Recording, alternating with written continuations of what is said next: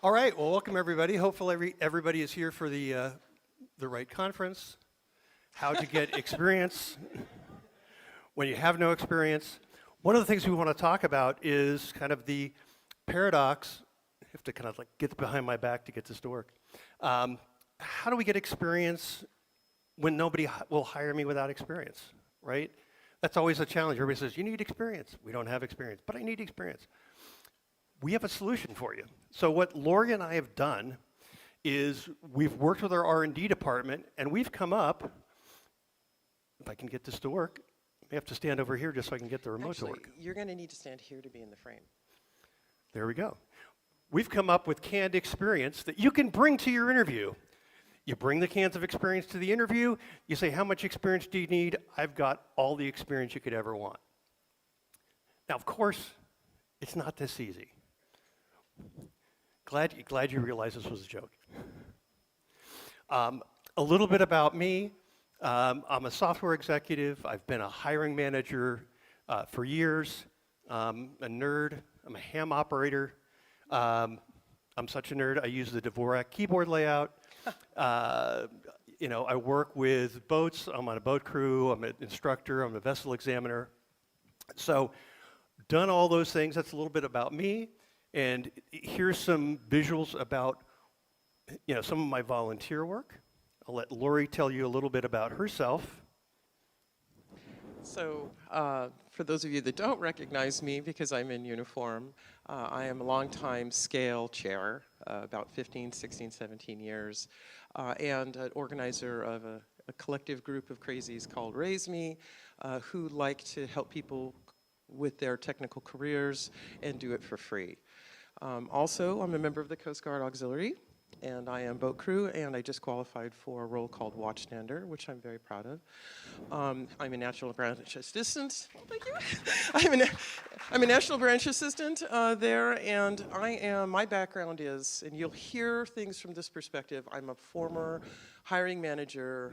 I was an executive at several startups, and everywhere I went, I was a hiring contrarian. So here are my volunteer lives.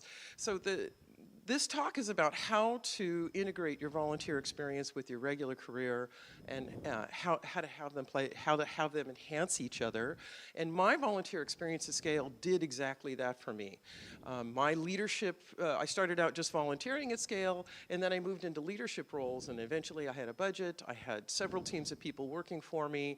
All of this informed my other career, which was leading engineers. And it gave me things to talk about when I was meeting people for the first time. And indeed, if I ever wanted to go back to work, I could talk about my work in the Coast Guard Auxiliary as a second level manager, and with all the formal training I've got in the auxiliary, I would have a lot to say. All right, so what we're going to cover today is talking about how to get experience when you don't have experience. We're going to go through looking at the experience paradox, how that fits into the Raise Me game plan, how to make your volunteer and work connection happen, and then answer any questions you have. So let's dive in with addressing the experience paradox. One of the best ways that we've found to do this is volunteer work. And people want to know, well, why volunteer work? Well, for volunteer work, you end up with flexibility in qualifications. You get hands-on experience. Volunteer organizations are desperate for people to help. So if you have an interest in learning something, they are more than willing to give you the chance to learn it, build some skills for yourself, and help out the organization. This also gives you the hands-on experience. If you're a developer and you want to do cybersecurity, if you're doing one thing and want to do another, all of those things can be done in a volunteer organization, and they're very flexible about when and how you can do that. When we're looking at the time commitment, because I mentioned when, the time is also very flexible. They know you have another life. It's not a 40-hour-a-week commitment. It might be as little as 1 hour a week. It might be as much as you have if you're in between jobs. But the great thing is that they are willing to work with you and let you put in the time that you have. They understand that you've got other things going on. This is an awesome way to build those skills, but do it in the time schedule that you have. And to me, the biggest thing about going through and working in a volunteer organization is how rewarding it is. You know, being able to work in something that I think is really a worthwhile cause, and in our case, it's saving lives, that is really rewarding. Knowing that we're doing that, knowing that I'm leaving the world a better place than I found it. I feel that we're all members of a community and we have an obligation as a community to leave the community better than when we found it. So I'm going to give you an example of how volunteering helped me re-career. So many years ago, let's see if I can get this. I hit the wrong button. There we go. Met a young lady. We were dating.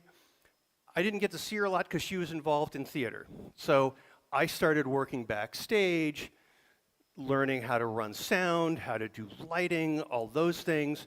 Started doing those things, and that led to me changing careers and spending 10 years as an audio engineer.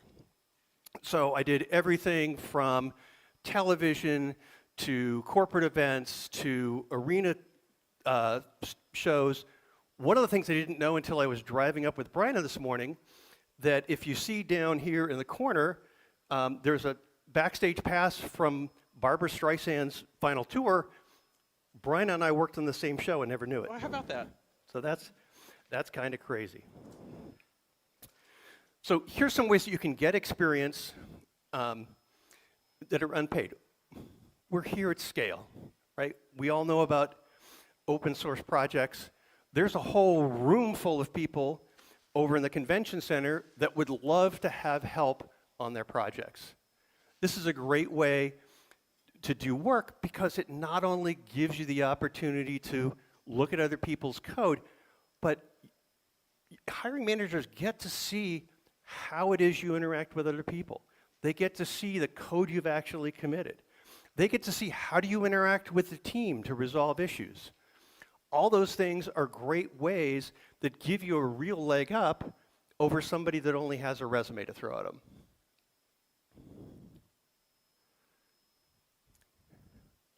This is where Lori got me last year.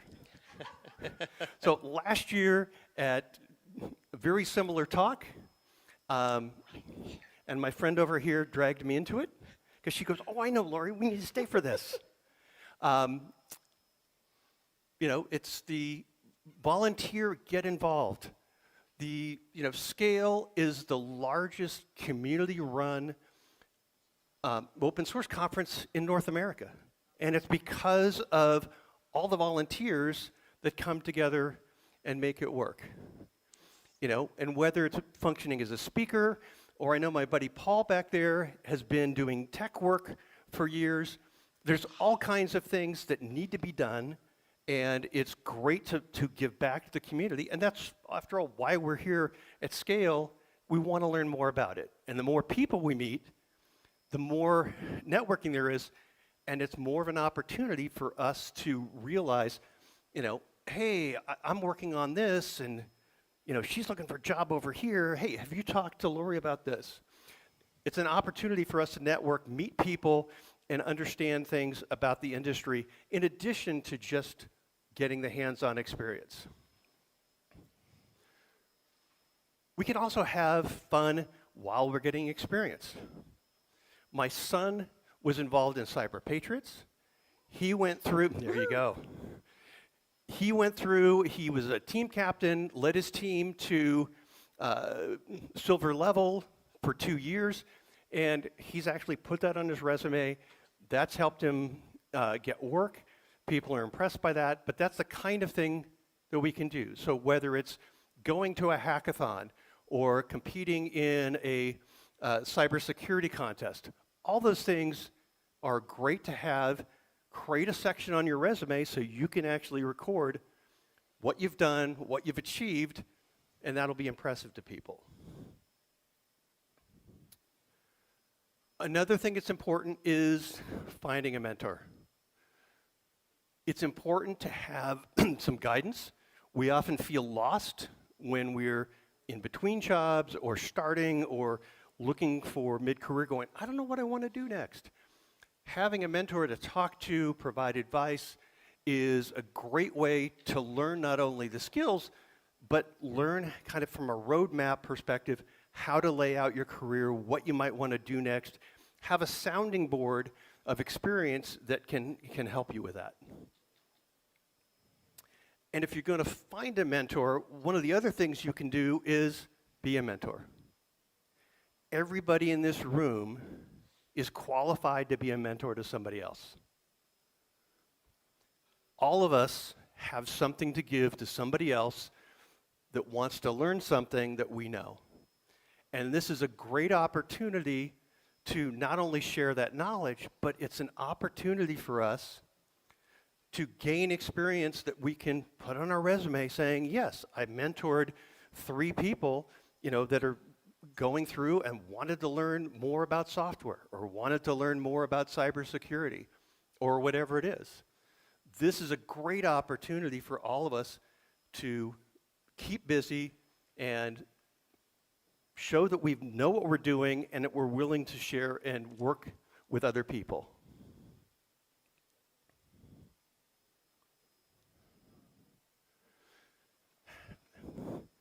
This is the one that Lori dragged me into. Look out. That if you go to meetings, You're next. you can speak at meetings. Now, it doesn't have to be a meeting this big. When back in the early 2000s, I was working at a company, was talking to a buddy of mine, and we're saying, gee, it would be great to have like a reading group or something, because it would be great to like go through and study with a bunch of people the Gang of Four's design patterns book. Well, there weren't any book groups to do that. So what David did is he reached out to the LA Java users group and said, hey, I'd like to start a group. And he did, and that group, even though that David and I ended up leaving the group after a while, that group went on for years. So not only was he speaking and getting things going, but it was an opportunity to create something that carried on and that he could be proud of. He later went on to become CTO of some publicly traded companies, has had a great career. So that was pretty exciting for me as well. And we have different social circles that we work in, whether it's our family, whether it's people that we play sports with, different groups that we belong to, our families. All those things come together, and we should be talking with people about, here's what I want to do with my career. How is your career going? What can I do to help you? Connections come in unexpected places. My son was talking to one of my wife's cousins and discovered that, oh, hey, it turns out that Steve is the CTO for AT&T. My son's a computer science major. What an amazing connection, because they were talking about work and what they want to do. So always be talking to people about what you want to do, what your goals are, and what it is that you'd like to do and how you can help those people. Now, I know we all got into computers so we didn't have to deal with people. And it's not always comfortable for us. So I'm not saying, go to big meetups, be uncomfortable or any of that. But they're people that we deal with in ways that we are comfortable, and just leverage those opportunities to learn more about what people can offer and what we can do for them.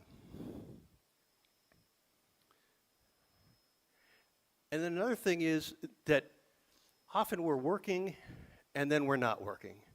And it's really important that in that time between jobs that we get busy. Not just looking for another role, but how do we volunteer? How do we fill that time to show, that what was I doing I was building skills, I was taking classes, I was volunteering and building my resume while I was in between those roles.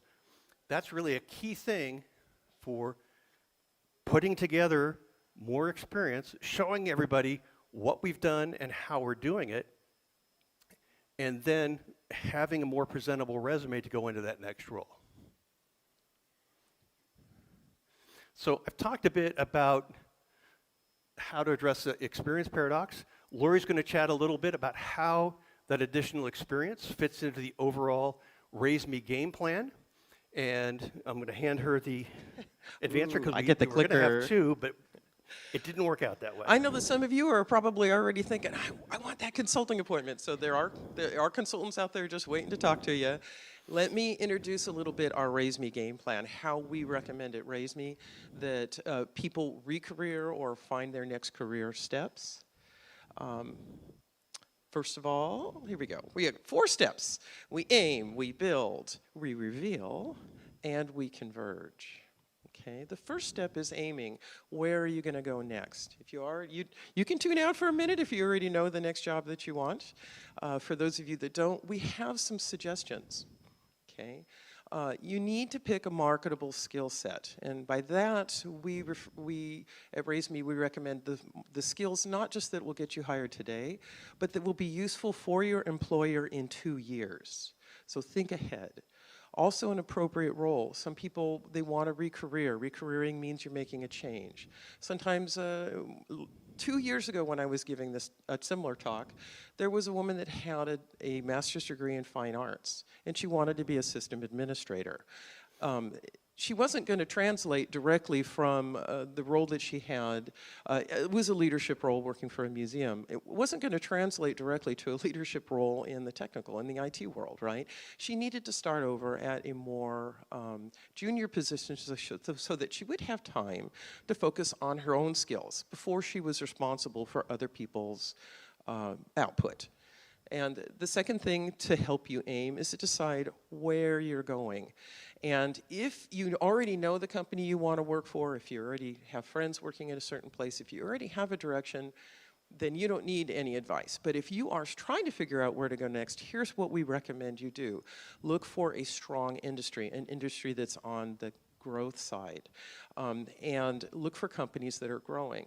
The reason you pick an industry that is growing is because then if the company you're working for runs into trouble or gets acquired, then you can go work for a competitor that's doing even better.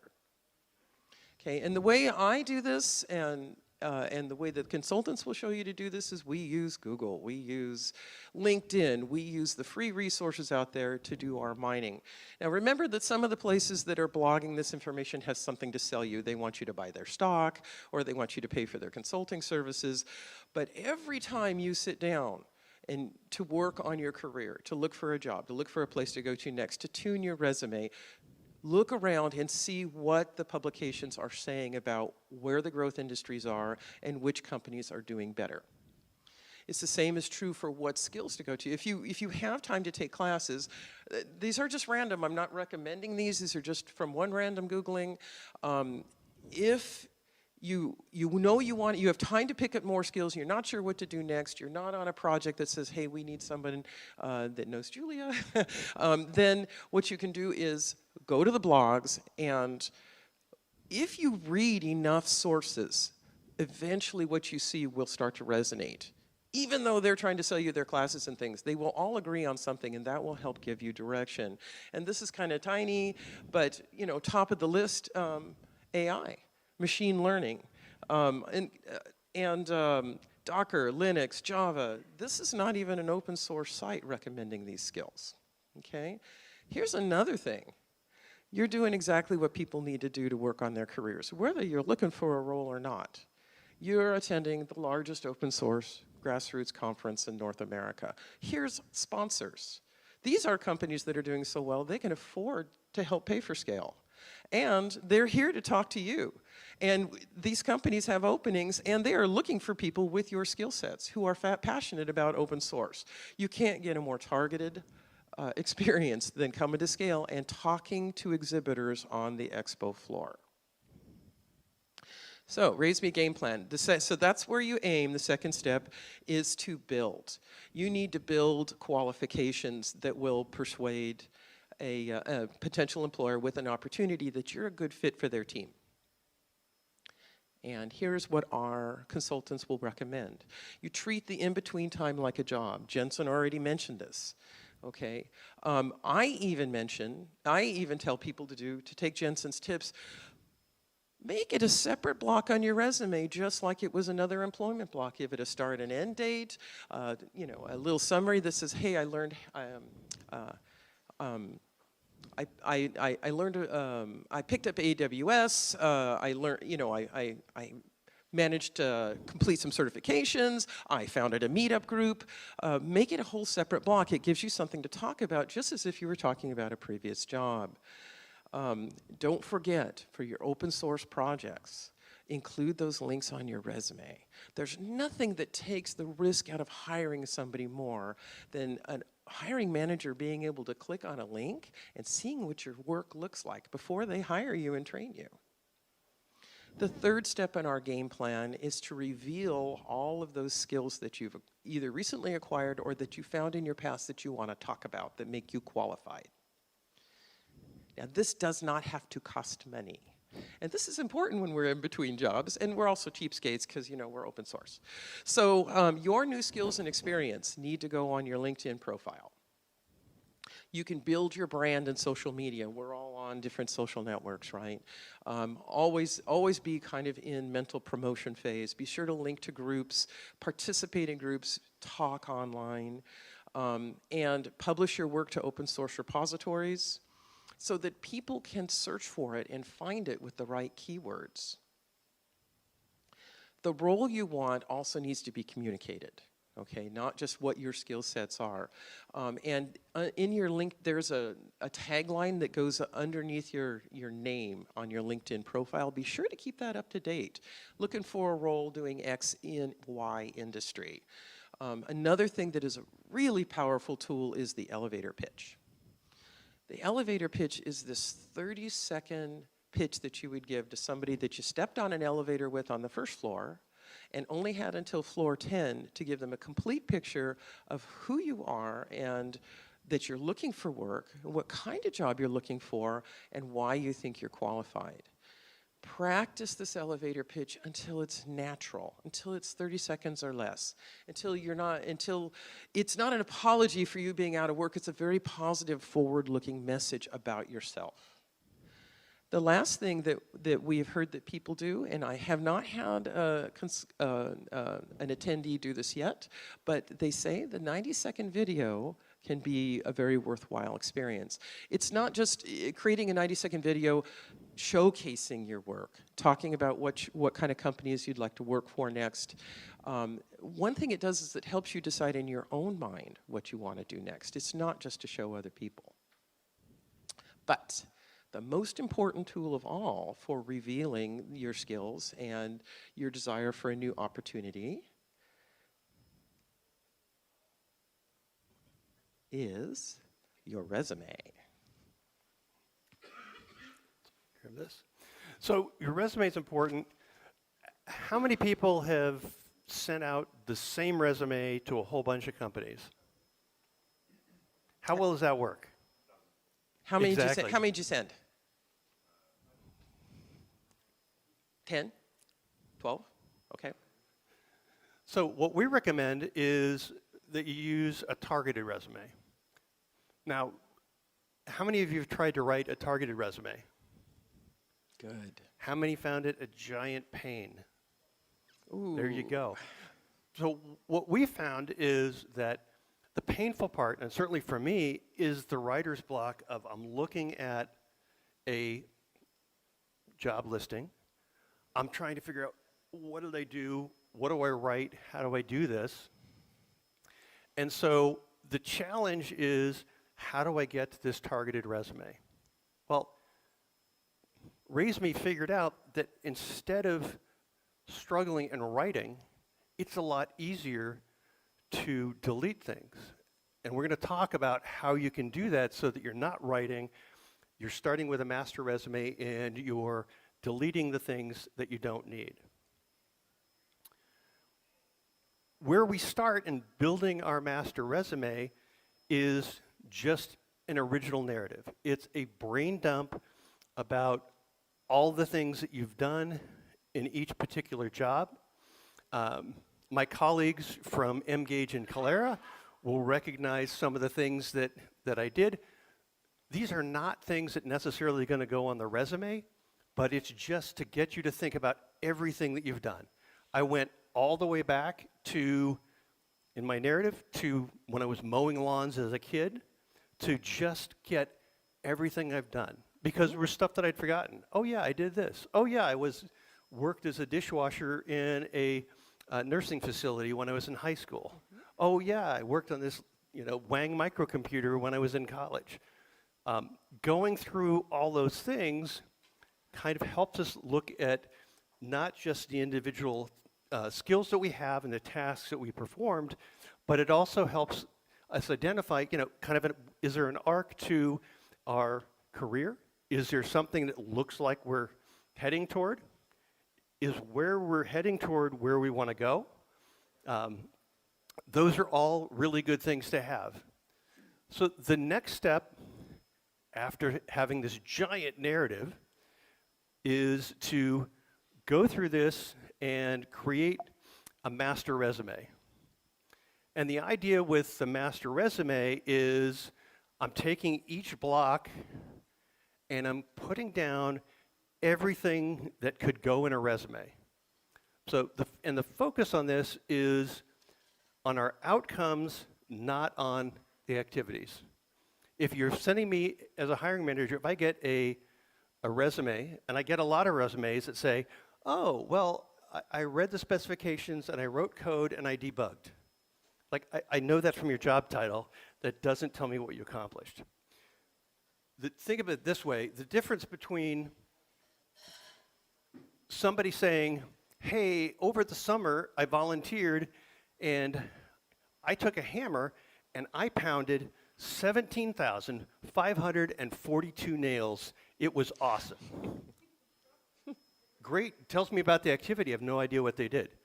But if somebody says, hey, I worked this summer and I helped build 20 homes with Habitat for Humanity for low-income housing, that outcome, that's a lot more meaningful. So it's very easy for us to get caught up in the activities because the activities are often what we think of and what we're focused on, but I recommend taking a step back and really looking at what's the outcome, what's the business value of what we did. What I always tell my team, and I'm sure Nicole will attest to this, as will Kasim back there, that our job is not writing code. If you're a developer, our job's not writing code. Code's what we use. Our job is creating business value. So understand what that business value is and make sure that that's what's recorded in the resume.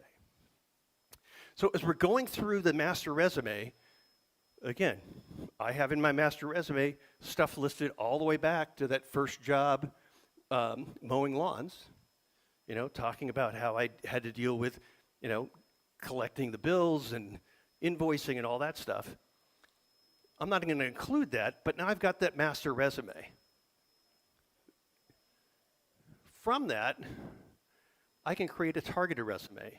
And the way that I do that is I make a copy of my master resume, I look at the job description, and then I just start deleting the things that aren't needed. That is so much easier than the writer's block and figuring out what do I say, because I already have everything laid out. At the end, I've got all the bullet points, and now all I really have to do is write that short summary on top. So one of the things that we have now that we didn't have 2 years ago is that we can use something like ChatGPT to help give us an idea of, well, what kind of thing could I say? You can provide the job description, you can provide your resume and ask saying, hey, what's a 3-sentence summary of why I'm a good fit for this? Then you can take that, rewrite it in your own words, and you now have a very powerful way to have that information, that top section in your resume, what you're targeting, why you want to be in that industry, and why you're going to bring value to that role. Okay. All right. Cameras up. Where are we going to find those job postings? Remember, the job postings is going to be a list of bullet items that the hiring manager has said that you need to satisfy in order to be qualified for the role. You don't have to meet every requirement that they offer, but the more you can address in your resume, the stronger a match you'll sound like, the more they will advocate for your hiring. So here are the places to look. Open Source Job Hub, full disclosure, they are a media sponsor this year. They're helping support. You're sitting here in this chair. They're providing every exhibitor in the hall free job postings. Be sure to check them out because you can go directly to the expo hall afterward and actually talk to the companies that have openings. Okay, so I just want to make sure that you all know how to use LinkedIn. The search in the upper left, you see the red oval, that's the search bar. You can put other keywords on the search bar in order to narrow down the companies and the jobs that you're looking for. If you just look for open source, you'll find over 1,000 postings. And you can narrow it down based on the kind of company or the kind of work situation or even the kind of scholarship you're looking for. And our consultants will help you with this. You can stop at Howard's desk on the way out, and you can tell them, I need to talk to somebody because I need help finding a role. Also, you can set up alerts using the same keywords that work for your search. So LinkedIn will go to you and say, hey, something new has come up. So, and this is our new job board, sponsored by opensourcejobhub.com. Cameras up.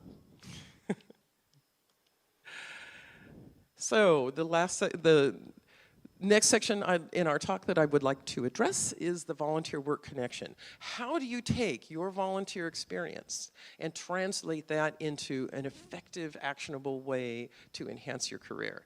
This is where the rubber meets the road. How am I doing on time? Okay.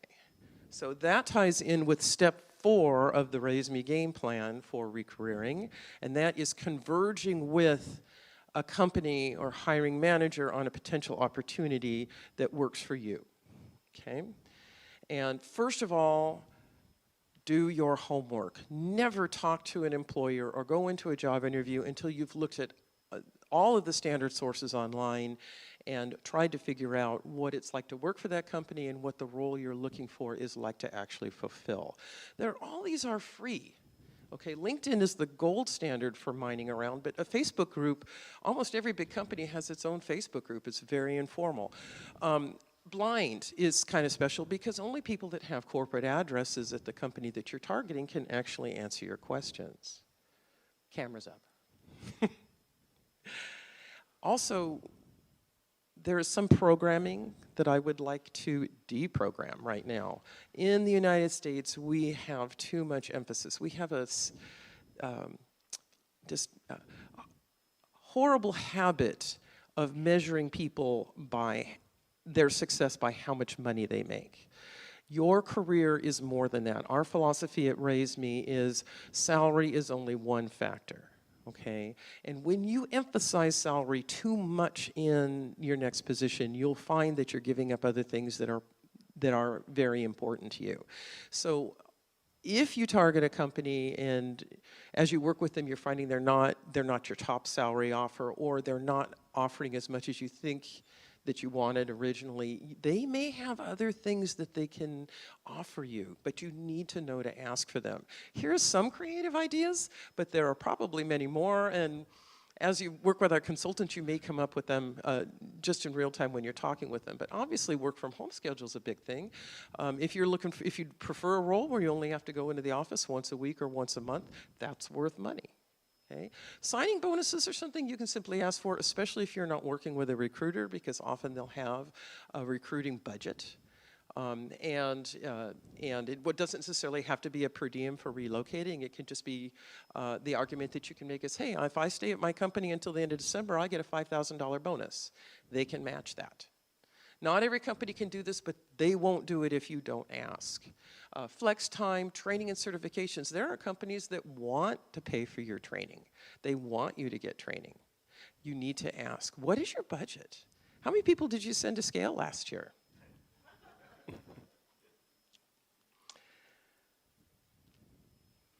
So, 3 slides, pay attention.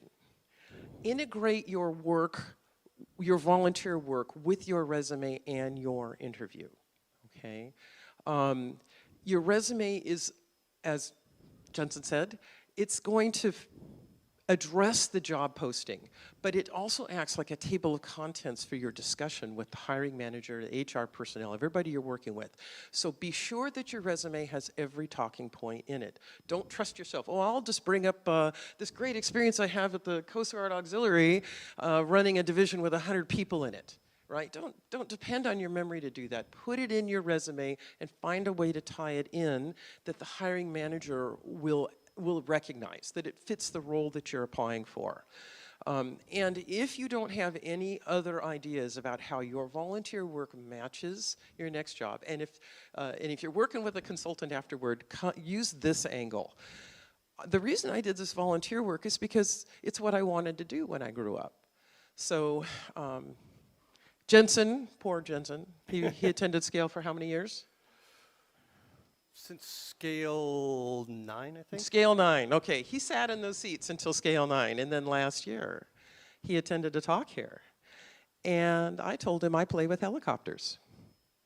And now, Jensen plays with helicopters. Yep.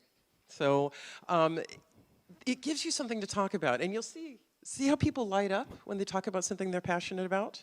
That doesn't directly, I don't imagine that you're ever going to get a job working in the helicopter industry, if such an industry exists. But when he talks about the experience that he's getting in the Coast Guard Auxiliary, he can say, the reason I did that is because I want to go save lives. I want to support people that are getting rescue swimmer training with helicopters, and that leads right into the rest of the discussion. Okay? Second slide on how to tie this in. Emphasize what hiring managers are looking for in your vertical. So you're going to go on LinkedIn, look up the people you're interviewing with, connect with them. You can actually oftentimes find the person you're replacing, the person that left. You can see what their certifications were, where they went to college. You can get a sense for what the hiring company was looking for.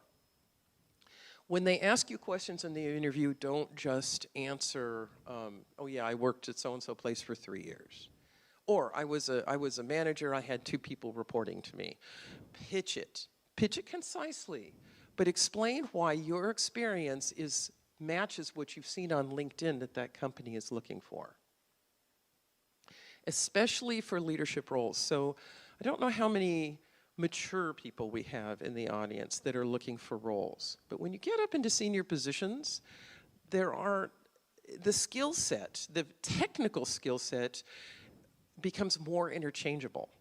You might, for 10 years, be an expert in programming in one language, but then when you become a manager and you're running a team, they might be using a different technology, but your experience as a lead, training people, mentoring people, managing schedules, rollouts, rollbacks in case of emergency, dealing with customer support, dealing with the higher-ups, preparing your monthly reports, all of those things, those are very generic skills. And you do all the same thing in your volunteer work if you work for an open source project, if you work for the Coast Guard Auxiliary. Those more senior roles offer training and experience that's very generic. You just need to find a way to say it that will resonate with the manager that you're speaking to. So another thing that you can do with your volunteer work, volunteer multiple different places. Use your different social spheres. And try to find ways that your volunteer work creates a common theme. Use the same language working on multiple projects. In my case, I was always a leader, so I would be a team lead in working for different organizations, okay? And that because repetition is very persuasive. When a hiring manager sees the same kind of theme on your resume in multiple places, it convinces them that you are good for that, whatever that particular skill or whatever that particular kind of experience is that you're trying to promote in yourself. Okay, it's very persuasive. So I'll give you one example real quick. I went to my first startup in the mid-90s, 1996. It was an ISP, a fledgling ISP. It was back when AOL stock was $8 a share, and it was a crappy stock. And we wanted to take on AOL. I worked for that company for 8 years during the crazy dot-com boom, where you couldn't make mistakes badly enough in production that you'd ever really net lose customers. People were just thronging to the internet. I started out as a senior system administrator, that's what we called them back then, and eventually, because it was a startup, I became a lead, I became a senior lead, and then eventually I had multiple teams working for me in a 24/7 environment. And during that time, I met people at scale. I was sitting in one of these chairs once, and then they needed help with something, and so I ended up volunteering, and then I ended up leading a team, and I ended up recruiting volunteers. And a lot of those skills that I used to recruit volunteers and run teams and handle budgets and grow efforts and be successful and contribute to the larger organizational team, a lot of that translated directly to my experience in industry.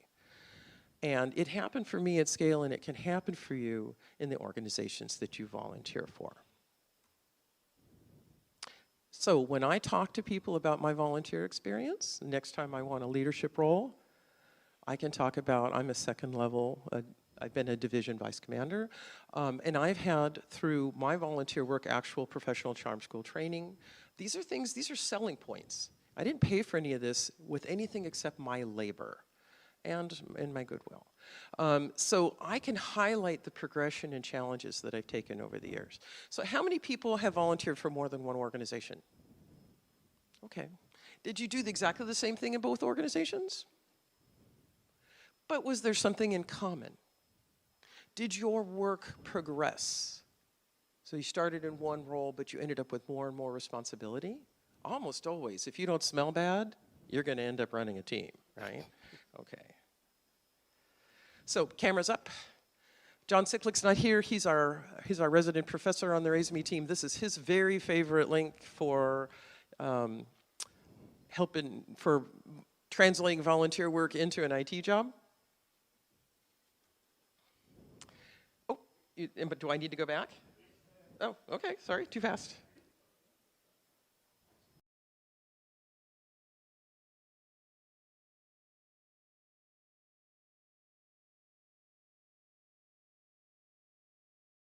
Just so you know, every Raise Me talk I ever give, any talk that you're going to see in this room will probably have elements of other previous talks, of feedback we've gotten from attendees and who have said what works for them and what doesn't. People tend to follow us from tech event to tech event, and they'll tell us, oh, hey, this thing you said, I used this in an interview, and it really changed things. So we learn from you. And we learn from all the people that volunteer and do the consulting work with us. And so this is kind of a compendium of all the best of. So these and other people are very responsible for the content in this talk. Why the uniform today? That's a great question, Lori. So we're actually operating under orders today from the Coast Guard Auxiliary. They, asked us to come and talk to you specifically about volunteering for the Coast Guard Auxiliary, not just volunteering in general. We are involved in a number of things. As Lori said, we get to play with helicopters. We get to go out. A helicopter flies over, drops a basket down to our boat. We load a dummy into it. That's a crash dummy. It's not one of the other crew members. And, but we also are involved in other things. There's a photo of me teaching a navigation class. We do vessel safety examinations. Lori's involved where, if you're out on a boat and call in channel 16 because you have an emergency, it might be Lori that you're talking to. She's actually working with the active duty Coast Guard, responding to the radio. So it's a very exciting opportunity. Do you want to tell them that they should be here and not calling you? Sorry. My phone is stuck. No worries. Can you turn the sound off on that for me? Thank you. I'm sorry, All guys. right. My phone got stuck. Go ahead, Jensen. So I was just saying, there's a lot of opportunities. One of the things, there's actually, for the Coast Guard, on Instagram yesterday, there was a post from the Coast Guard saying, hey, we're looking for IT people. So, another opportunity to volunteer, get experience, and do some things. Okay. Yeah, that's how I got started, actually. They needed security people, and I was a branch assistant for pen testing. I joined the Coast Guard Auxiliary to do nerd stuff, and I didn't even know how to tie my shoes, and now I'm on boat crew. So here's a question for you guys. I get this text message out of the blue a couple days ago from my co-speaker here. Since he met me, he's been doing this uniform thing. And then he sends me this text message saying, hey, there's this other volunteer work I do, and they're looking for people. I'm just wondering if you guys think that maybe I should take him up on this. Apparently, these folks are looking for help, too. Is turnabout fair play? Maybe it is. Yeah. Okay, so now? that concludes our presentation. Yep. Yes, you can. Yep. That would be great. Limitation, Yep. the limitation is they did not give us 15 minutes to talk, so literally back to back, so we're gonna have to make sure the next speaker gets some time. It's gonna Okay. be really. All right. Yeah. You want? Well, no, we want to It's do up to questions. you. It depends on, do we have our next speaker in the house? Omar, We've are got you like here? we got 10 minutes. Perfect. Yeah, so we have 10 minutes, and I'll start the, yeah. I'll start the questions. We just have to make sure that he gets set up. So, with that said, who's first for our speakers? Are the slides going to be available, uploaded later? Did you guys upload them? Scale always tries to do that as long as you give us the slides. Yeah. Yep. We will. Okay. So please, people, let me get over to you so we have a recording of your questions. If not, we'll try to remember to repeat them. And I didn't do that. Okay. Who else? Right over there. Oh, I'm sorry. Where will the recordings be posted? Let's see. They process the bigger talks first, the important talks. But actually, you'll also find previous Open Source Career Day talks on our YouTube channel, Southern California Linux Expo, from previous years. Yeah, please do. Because there are two things. We have the videos, so you'll have the presentation, and we also separately have the slide deck. So, yeah. So, the URL is youtube.com/at SoCal Linux Expo. All right. Let's see. Who else do I have? Here we go. Okay. And people, it's uncomfortable. Let me hold the mic because that seems to be what Scale prefers. No, you're good. I knew you weren't going to kind of wander off on a tangent. Here we go. Do you have any tips for balancing like a full-time job and a family and also volunteering? It's kind of a lot. It can be a Lori lot. wouldn't know anything about that. Absolutely. But I think a big, part of this depends on where you're volunteering. So when my son was younger, I was very involved, and so I volunteered with scouting. So was spending time with him. My wife was happy to have us out of the house and doing stuff there. So part of it is you can find ways of volunteering. Just be creative and realize there are so many volunteer organizations out there that our kids are involved with, that our spouses are involved in, our partners. It's very easy. And as I said, with the time flexibility, there are places that would be happy to have somebody just for an hour a week. Because often it's just going, we need somebody technical that can help us with just, getting this data onto the website when we get the information every month. Doesn't have to be necessarily a huge commitment. So that's one of the beauties of this. And then, one of the things volunteer organizations understand, our life circumstances change. And so there's going to be times where, we've got time available, and other times where I'm going to have to step back for a few months and they'll be fine with that. Work's not so much that flexible. Yes. Sorry. Hi. So, question on the hiring manager's perspective of screening through applicants, right? We're seeing like hundreds of applicants on different job postings for tech.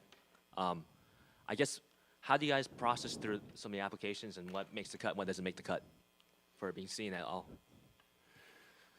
I think that a lot of what I'm looking for is really looking at, are you telling me what you've accomplished, right? Because there are so many resumes that, if everybody talks about their activities, they're all going to look the same. Oh, hey, I was using Linux, and I was using this, and I was writing in Python, and I was doing this and that. But when you start talking about your accomplishments, I can see much more easily, is this a fit or not? And as Lori said, what I really look for is, three things in a candidate. Are you smart? Can you get things done? And are you not going to be a pain in the butt? And those are really the three things that I'm looking for. And if you can communicate that in your resume, and and the one that's often missing is the gets things done. Because if you're just listing your tasks and not your accomplishments, that's really hard to tell. So, yeah. Yep. Yeah, for some reason, they did not give us a break between, so essentially, we're trying to multitask the handoff at high speed, so. Anyway, thank you for coming. Give another hand for our speakers, please. Thank you very much.